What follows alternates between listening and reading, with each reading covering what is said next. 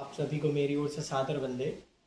मैं विकास अनिल सराफ आप सभी के मुंगौली के भाजपा मंडल का कार्यकर्ता हूं। और जैसा कि आप सभी जानते हैं कि मैंने 2020 से सतत प्रयासरत रहकर और एक समर्पित कार्यकर्ता की भूमिका में हमारे भाजपा मंडल के अंतर्गत होने वाले नगरीय निकाय चुनाव, विधानसभा चुनाव और लोकसभा चुनाव में एक तन मन धन से अपनी भूमिका निभाई है। उसी भूमिका को मैंने आधार मानकर और जहाँ भी रहा हूँ अपने सदैव प्रयासों को भारत माता के चरणों में अर्पित किया है। लेकिन सदैव मुझे भाजपा मंडल मुंगौली से कुछ गुटबाजी के चलते, कुछ व्यक्तिगत स्वार्थ के चलते और कुछ द्वेषपूर्वक व्यक्तियों ने स्वाभिमान को खंडित करने का सदैव प्रयास किया है। यह केवल एक संगठनात्मक विषय नहीं है। संगठनात्मक विषय ये तब होता जब संगठन के वरिष्ठ नेतृत्व इसको जो पहले सुलह कराई थी उस सुलह के आधार पर उनको एक नियम से बांध करते, लेकिन उन लोगों ने ना कोई नियम बनाए ना ही किसी व्यक्ति पर कोई कार्रवाई की। जब मेरे इसके पहले भी 4 बार मेरे साथ ये घटना हो चुकी है, तो 4 बार में मैंने सबसे पहले कोशिश की कि समन्वय स्थापित हो और ऐसी घटना पुनरावृत्ति ना हो।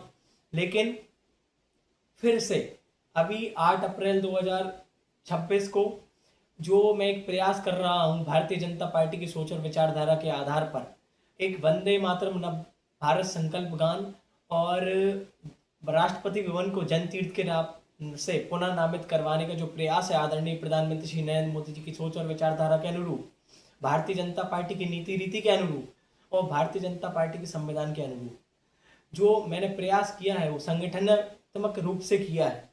किसी भी तरह से मैंने ऐसा नहीं किया कि मैं संगठन की नीति के विरोध जा रहा हूँ या पार्टी की विचारधारा के विरोध में जा रहा हूँ।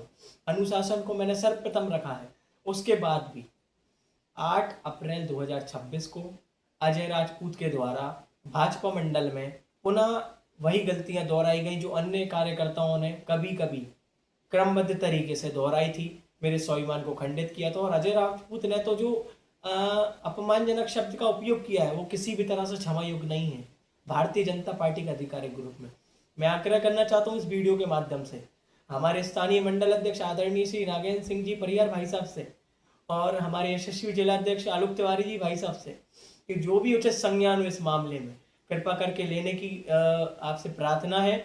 और मैंने जो आपको पत्र बनाकर भेजा है पूरे घटनाक्रम का, कृपा करके उसका संज्ञान लें और उस पत्र के आधार पर जो भी नियम अनुसार कार्रवाई हो भारतीय जनता पार्टी के संगठनात्मक आधार पर अजय राजपूत के लिए वो कार्रवाई से अवगत कराएं और उस कार्रवाई के आधार पर हमारे भाजपा मंडल के मुंगौली के ग्रुप में मुझे पुनः जोड़ा जाए और एक नियम बनाया जाए कि केवल कौन व्यक्ति ग्रुप में पोस्ट कर सकता है, कौन व्यक्ति सूचना डाल सकता है।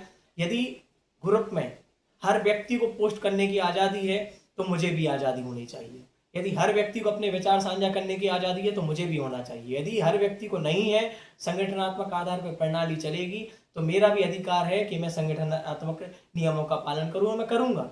और मैं आपको विश्वास दिलाता हूँ आदरणीय आलोक तिवारी जी भाई साहब और नागेंद्र सिंह जी भाई साहब कि आपके जो भी सिद्धांत हैं, आपकी जो भी सोच और विचारधारा है उसको मेरा कोटि कोटि नमन है।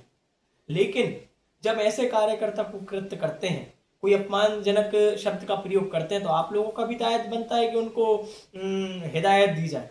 लेकिन मैं बहुत ही दुखी मन से कहना चाहता हूं कि आप लोगों से आग्रह करने के बाद भी आपने उचित संज्ञान नहीं लिया अभी मामले में।